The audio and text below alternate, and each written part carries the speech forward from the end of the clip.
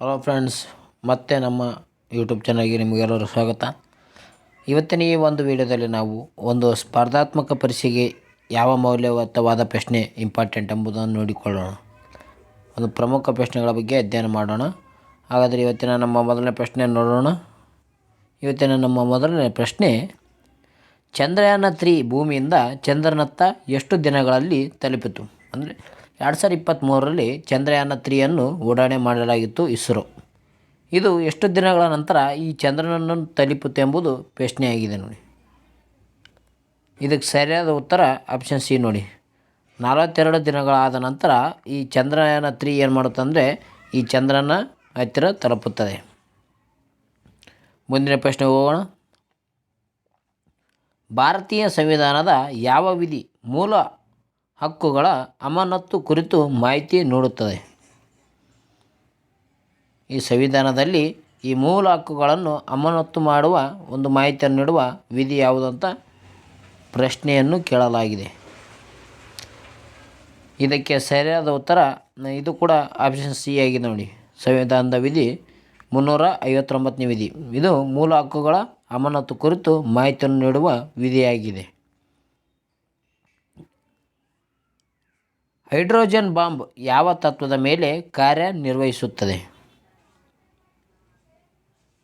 ಇದಕ್ಕೆ ಸರಿಯಾದ ಉತ್ತರ ಆಪ್ಷನ್ ಸಿ ನೋಡಿ.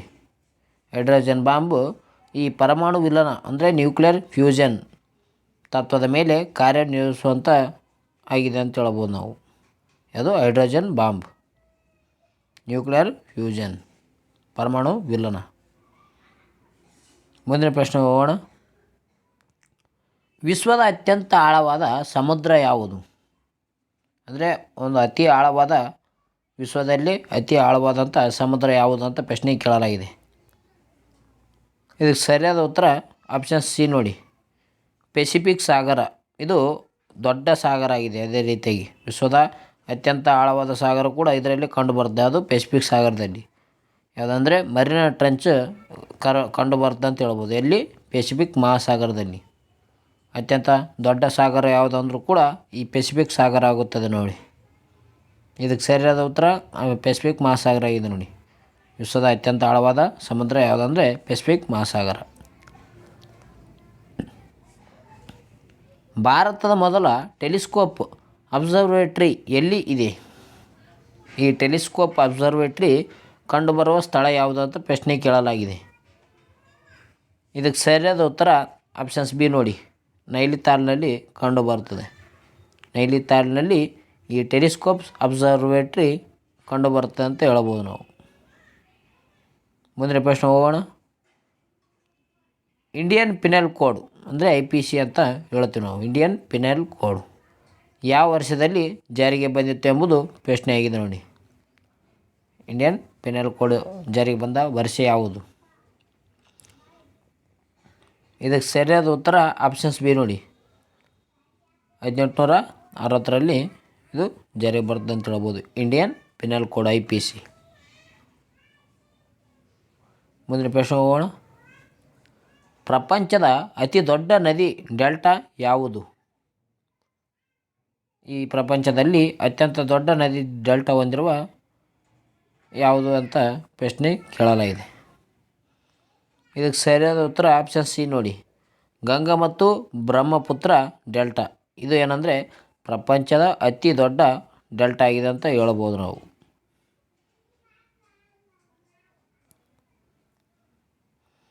ಮುಂದಿನ ಪ್ರಶ್ನೆ ಹೋಗೋಣ.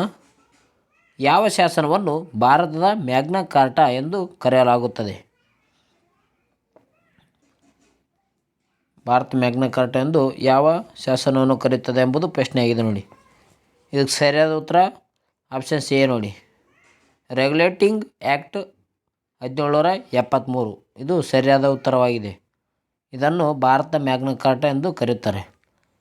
ಏತಕ್ಕೆ ಅಂದರೆ ಬ್ರಿಟಿಷರು ಕಾಯ್ದೆಗಳನ್ನು ರೂಪಿಸಿದ್ದು ಮೊಟ್ಟ ಮೊದಲು ಯಾವುದಂದರೆ ಈ ರೆಗ್ಯುಲೇಟಿಂಗ್ ಆ್ಯಕ್ಟ್ ಕಾಯ್ದೆ ಮುಖಾಂತರ 1773ರಲ್ಲಿ ಮೊಟ್ಟ ಮೊದಲ ಬಾರಿಗೆ ಈ ಕಾಯ್ದೆಯನ್ನು ಜಾರಿ ಮಾಡುತ್ತಾರೆ. ಇದರಿಂದ ಕೋಲ್ಕತ್ತಾದಲ್ಲಿ ಸುಪ್ರೀಂ ಕೋರ್ಟ್ ಸ್ಥಾಪನೆ ಮಾಡುತ್ತಾರೆ ಅಂತ ಹೇಳ್ಬೋದು. 1773ರ ರೆಗ್ಯುಲೇಟಿಂಗ್ ಆ್ಯಕ್ಟ್ ಪ್ರಕಾರ ಕೋಲ್ಕತ್ತಾದಲ್ಲಿ ಸುಪ್ರೀಂ ಕೋರ್ಟ್ ಒಂದು ಸ್ಥಾಪನೆಯನ್ನು ಮಾಡುತ್ತಾರೆ ಅಂತ ಹೇಳ್ತೀವಿ. ಎಲಿಜಾ ಎಂಪೆ ಎಂಬುವರು ಈ ಸುಪ್ರೀಂ ಕೋರ್ಟ್ನ ಮೊದಲ ಮುಖ್ಯ ಒಂದು ನ್ಯಾಯಮೂರ್ತಿಯಾಗಿ ಕಾರ್ಯನಿರ್ವಹಿಸುತ್ತಾರೆ. ಇಲ್ಲಿ ಕಲ್ಕತ್ತಾದಲ್ಲಿ ಮೊದಲ ಸುಪ್ರೀಂ ಕೋರ್ಟ್ ಸ್ಥಾಪನೆಯಾಗಿದ್ದು ಕಲ್ಕತ್ತಾದಲ್ಲಿ ಅಂತ ಹೇಳ್ಬೋದು ನೋಡಿ. ಮುಂದಿನ ಪ್ರಶ್ನೆ ಹೋಗೋಣ. ಐನ್ಸ್ಟೈನ್ ಪ್ರಸ್ತಾಪಿಸಿದ ಸಾಪೇಕ್ಷತೆಯ ಸಿದ್ಧಾಂತದ ಪ್ರಮುಖ ಅಂಶ ಯಾವುದು? ಥಿಯರಿ ಆಫ್ ರಿಲೇಟಿವಿಟಿ ಇದರ ಪ್ರಮುಖ ಅಂಶ ಯಾವುದು ಎಂಬುದು ಪ್ರಶ್ನೆಯಾಗಿದೆ ನೋಡಿ. ಇದಕ್ಕೆ ಸರಿಯಾದ ಉತ್ತರ ಆಪ್ಷನ್ಸ್ ಬಿ ನೋಡಿ. ಭೌತಶಾಸ್ತ್ರದ ನಿಯಮಗಳು ಎಲ್ಲ ನಿಬಂಧನೆಗಳಲ್ಲಿ ಒಂದೇ ರೀತಿಯಾಗಿ ಕೆಲಸ ಮಾಡುತ್ತದೆ ಎಂಬುದು ಈ ಐನ್ಸ್ಟೈನ್ ಅವರು ಪ್ರಸ್ತಾಪಿಸಿದ ಸಾಪೇಕ್ಷಿತ ಸಿದ್ಧಾಂತದ ಒಂದು ಅಂಶವಾಗಿದೆ. ಇದು ಕೂಡ ಭಾಳ ಇಂಪಾರ್ಟೆಂಟ್ ಆಗುತ್ತದೆ ಅಂತ ಹೇಳ್ಬೋದು. ಅಂದರೆ ಸಾಪೇಕ್ಷತೆಯ ಸಿದ್ಧಾಂತವನ್ನು ಮಂಡಿಸಿದಂಥ ವ್ಯಕ್ತಿ ಯಾರೆಂಬುದು ಹಲವಾರು ಬಾರಿ ಪ್ರಶ್ನೆಯಾಗಿದೆ ನೋಡಿ. ಇದಕ್ಕೆ ಸರಿಯಾದ ಉತ್ತರ ಐನ್ಸ್ಟೈನ್. ಮುಂದಿನ ಪ್ರಶ್ನೆ ಹೋಗೋಣ. ಭಾರತದಲ್ಲಿ ಆರ್ಥಿಕ ತುರ್ತು ಯಾವ ವಿಧಿಯಡಿ ಘೋಷಿಸಲಾಗುತ್ತದೆ? ಫೈನಾನ್ಷಿಯಲ್ ಎಮರ್ಜೆನ್ಸಿ ಅಂತ ಹೇಳ್ಬೋದು ನಾವು. ಭಾರತ ಆರ್ಥಿಕ ತುರ್ತು ಪರಿಸ್ಥಿತಿಯನ್ನು ಘೋಷಿಸುವಂಥ ಒಂದು ವಿಧಿ ಯಾವುದು ಅಂತ ಪ್ರಶ್ನೆ ಕೇಳಲಾಗಿದೆ. ಇದು ಕೂಡ ಅತ್ಯಂತ ಒಂದು ಸುಲಭವಾದ ಪ್ರಶ್ನೆಯಾಗಿದೆ ಅಂತ ಹೇಳ್ಬೋದು ನಾವು. ಇದಕ್ಕೆ ಸರಿಯಾದ ಉತ್ತರ ಆಪ್ಷನ್ಸ್ ಬಿ ನೋಡಿ. 360ನೇ ವಿಧಿಯ ಪ್ರಕಾರ ಭಾರತದ ಆರ್ಥಿಕ ತುರ್ತು ಪರಿಸ್ಥಿತಿಗೆ ಸಂಬಂಧಿಸಿದೆ ಅಂತ ಹೇಳುತ್ತೇವೆ. ಆರ್ಥಿಕ ತುರ್ತು ಪರಿಸ್ಥಿತಿ 360ನೇ ವಿಧಿ. ಅದೇ ರೀತಿಯಾಗಿ ಈ 352ನೇ ವಿಧಿ ರಾಷ್ಟ್ರೀಯ ತುರ್ತು ಪರಿಸ್ಥಿತಿಗೆ ಸಂಬಂಧಿಸಿದೆ. ರಾಷ್ಟ್ರೀಯ ತುರ್ತು ಪರಿಸ್ಥಿತಿ. 356ನೇ ವಿಧಿ ರಾಜ್ಯ ತುರ್ತು ಪರಿಸ್ಥಿತಿ. ಅದು 356ನೇ ವಿಧಿ ರಾಜ್ಯ ತುರ್ತು ಪರಿಸ್ಥಿತಿ. ಅದೇ ರೀತಿಯಾಗಿ 352ನೇ ವಿಧಿ ರಾಷ್ಟ್ರೀಯ ತುರ್ತು ಪರಿಸ್ಥಿತಿ. 360ನೇ ವಿಧಿ ಆರ್ಥಿಕ ತುರ್ತು ಪರಿಸ್ಥಿತಿಗೆ ಸಂಬಂಧಿಸಿದೆ ಅಂತ ಹೇಳ್ತೀವಿ ನಾವು. ಅದೇ ರೀತಿಯಾಗಿ ಈ ಸಂವಿಧಾನವನ್ನು ತಿದ್ದುಪಡಿ ಮಾಡುವಂಥ ವಿಧಿ ಇದೆ. ಯಾವುದಪ್ಪ ಅಂತಂದ್ರೆ ಅದು 368ನೇ ವಿಧಿಯ ಪ್ರಕಾರ ಈ ಸಂವಿಧಾನದ ವಿಧಿಗಳನ್ನು ತಿದ್ದುಪಡಿ ಮಾಡ್ಬೋದು ನೋಡಿ. ಕಾಯ್ದೆಯನ್ನು ತಿದ್ದುಪಡಿ ಯಾವುದು? 368ನೇ ವಿಧಿಯ ಪ್ರಕಾರ ಸಂವಿಧಾನದ ಯಾವುದೇ ಒಂದು ಭಾಗವನ್ನು ತಿದ್ದುಪಡಿ ಮಾಡಬೇಕಾದ್ರೆ ಈ 368ನೇ ವಿಧಿಯ ಪ್ರಕಾರ ತಿದ್ದುಪಡಿ ಮಾಡಲಾಗುತ್ತದೆ.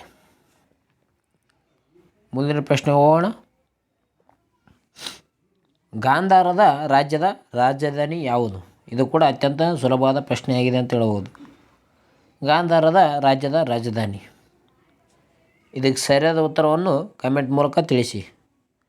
ಓಕೆ ಫ್ರೆಂಡ್ಸ್, ನೋಡಿ ಇದೊಂದು ಪ್ರಶ್ನೆ ಕೊಡ್ತಿದ್ದೀನಿ. ಕ್ವೆಶನ್ ನಂಬರ್ 1 ಅಂತ ಆಯ್ಕೆಗೆಸಿಂದ ಗಾಂಧಾರ ರಾಜ್ಯದ ರಾಜಧಾನಿ ಯಾವುದಂತ ಕಮೆಂಟ್ ಮೂಲಕ ತಿಳಿಸಿ. ಮುಂದಿನ ಪ್ರಶ್ನೆ ಹೋಗೋಣ. ಪ್ರಪಂಚದ ಅತ್ಯಂತ ಶಕ್ತಿಶಾಲಿ ಸೂಪರ್ ಕಂಪ್ಯೂಟರ್ ಯಾವುದು? ಅಂದರೆ 2024ರ ಪ್ರಕಾರ ಪ್ರಪಂಚದಲ್ಲಿ ಒಂದು ಅತ್ಯಂತ ಶಕ್ತಿಶಾಲಿಯಾದಂಥ ಒಂದು ಸೂಪರ್ ಕಂಪ್ಯೂಟರ್ ಯಾವುದೆಂಬುದು ಪ್ರಶ್ನೆ ಆಗಿದೆ ಅಂತ ಹೇಳಿದ್ರು ನೋಡಿ. ಇದನ್ನು 2024ರ ಪ್ರಕಾರ ಹೇಳಬೇಕಾಗಿದೆ. ಇದಕ್ಕೆ ಸರಿಯಾದ ಉತ್ತರ ಆಪ್ಷನ್ಸ್ ಬಿ ಅಂತ ಹೇಳ್ಬೋದು. ಫ್ರಂಟಿಯರರ್. ಇದು ಪ್ರಪಂಚದ ಅತ್ಯಂತ ಶಕ್ತಿಶಾಲಿ ಸೂಪರ್ ಕಂಪ್ಯೂಟರ್ ಆಗಿದೆ ಅಂತ ಹೇಳ್ತೀವಿ. ಮುಂದಿನ ಪ್ರಶ್ನೆ ಹೋಗೋಣ. ಭಾರತದ ಅತಿ ದೊಡ್ಡ ಮಣ್ಣಿನ ಅಣೆಕಟ್ಟು ಯಾವುದು?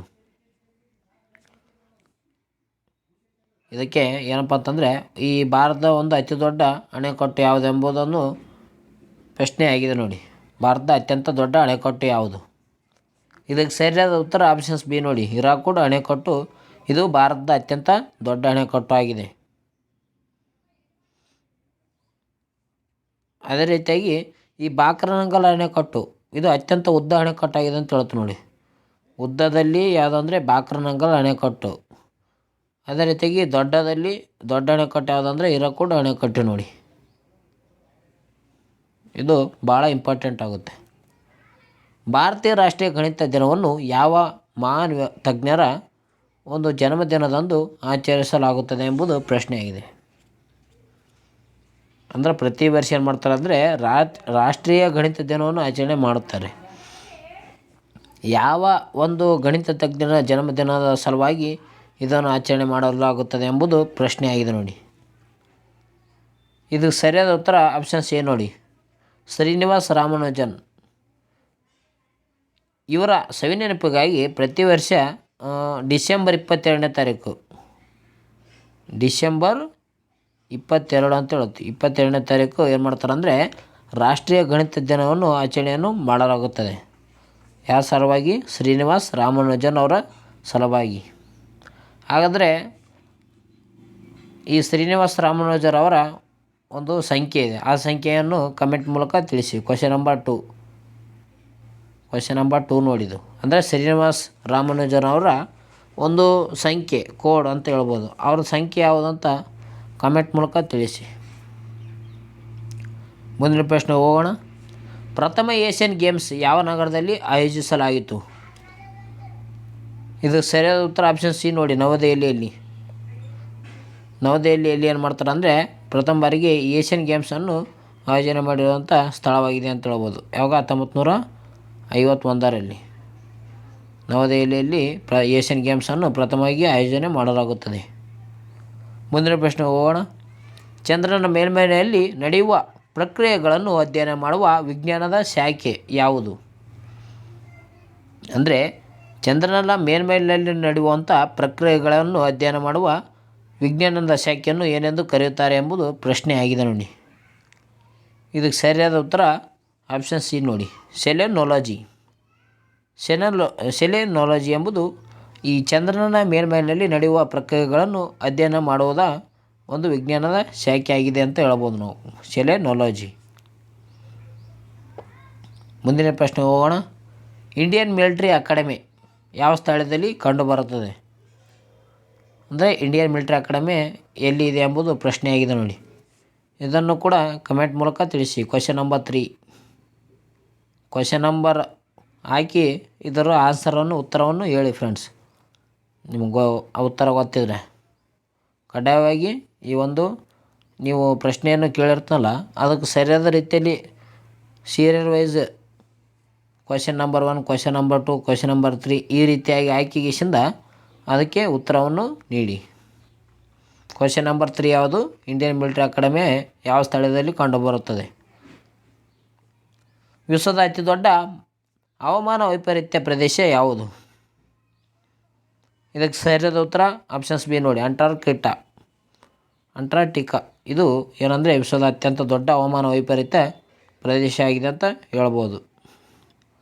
ಭಾರತದ ಯಾವ ರಾಜ್ಯವನ್ನು ಅಡುಗೆ ಮನೆಯು ಎಂದು ಕರೆಯುತ್ತಾರೆ? ಅಂದರೆ ಅಡುಗೆ ಮನೆ ರಾಜ್ಯ ಎಂದು ಕರೆಯುತ್ತಾರೆ. ಯಾವುದಕ್ಕೆ ಕರೆಯುತ್ತಾರೆ ಎಂಬುದು ಪ್ರಶ್ನೆಯಾಗಿದೆ ನೋಡಿ. ಅಡುಗೆ ಮನೆ ರಾಜ್ಯ ಎಂಬುದು ಯಾವುದು? ಇದಕ್ಕೆ ಸರಿಯಾದ ಉತ್ತರ ಆಪ್ಷನ್ಸ್ ಬಿ ನೋಡಿ, ಕೇರಳ. ಏಕೆಂದರೆ ಕೇರಳದಲ್ಲಿ ಒಂದು ಮಸಾಲೆ ಪದಾರ್ಥಗಳು ಪ್ರಮುಖವಾಗಿ ದೊರೆಯುವಂಥ ಸ್ಥಳವಾಗಿದೆ. ಈ ಮಸಾಲೆ ಪದಾರ್ಥಗಳಾಗಿರ್ಬೋದು, ಏಲಕ್ಕಿ, ಅದೇ ರೀತಿಯಾಗಿ ಹಲವಾರು ಒಂದು ಅಡುಗೆಗೆ ಬೇಕಾದ ಸಾಮಗ್ರಿಗಳು ದೊರೆಯುವುದು ಕೇರಳ ರಾಜ್ಯದಲ್ಲಿ. ಸಾಂಬಾರು ಪದಾರ್ಥಗಳು ಕೂಡ ಅತಿ ಹೆಚ್ಚು ದೊರೆಯುವುದು ಎಲ್ಲಿ ಅಂದರೆ ಕೇರಳ ರಾಜ್ಯದಲ್ಲಿ. ಆದ್ದರಿಂದ ಇದನ್ನು ಅಡುಗೆ ಮನೆಯ ರಾಜ್ಯ ಎಂದು ಕರೆಯುತ್ತಾರೆ. ಯಾವುದಕ್ಕೆ? ಕೇರಳ ರಾಜ್ಯಕ್ಕೆ. ಅದೇ ರೀತಿ ಮುಂದಿನ ಪ್ರಶ್ನೆ ಹೋಗೋಣ. ಭಾರತದಲ್ಲಿ ಅತಿ ಹೆಚ್ಚು ರೇಷ್ಮೆ ಉತ್ಪಾದಿಸುವ ರಾಜ್ಯ ಯಾವುದು? ಇದು ಕೂಡ ಅತ್ಯಂತ ಸುಲಭವಾದ ಪ್ರಶ್ನೆಯಾಗಿದೆ ನೋಡಿ.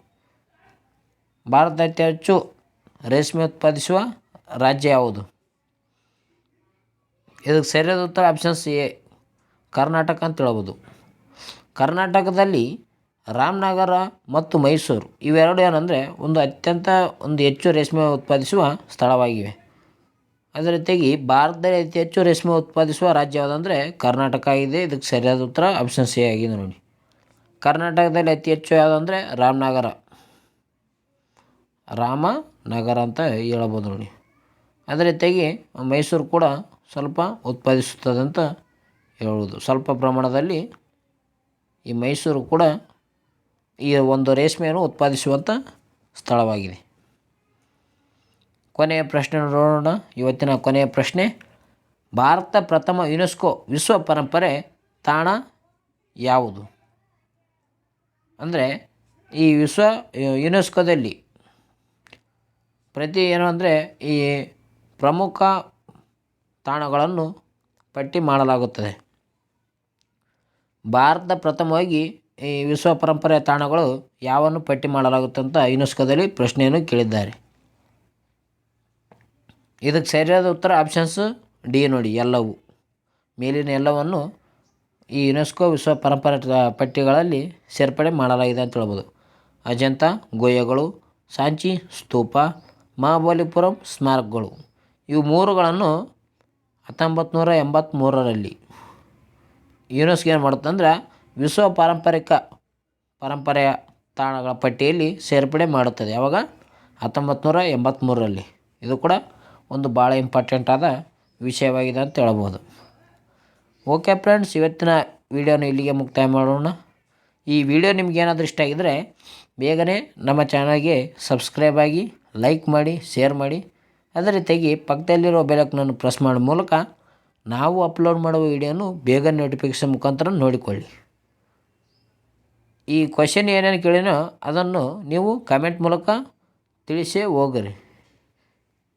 ಓಕೆ, ಮುಂದಿನ ವಿಡಿಯೋದಲ್ಲಿ ಸಿಗೋಣ. ನಿಮಗೆಲ್ರಿಗೂ ಈ ವಿಡಿಯೋ ಇಷ್ಟ ಆಯ್ತು ಅಂದ್ರೆ ಒಂದು ಲೈಕ್ ಪ್ರೆಸ್ ಮಾಡಿ ಹೋಗ್ರಿ. ಓಕೆ, ಬಾಯ್.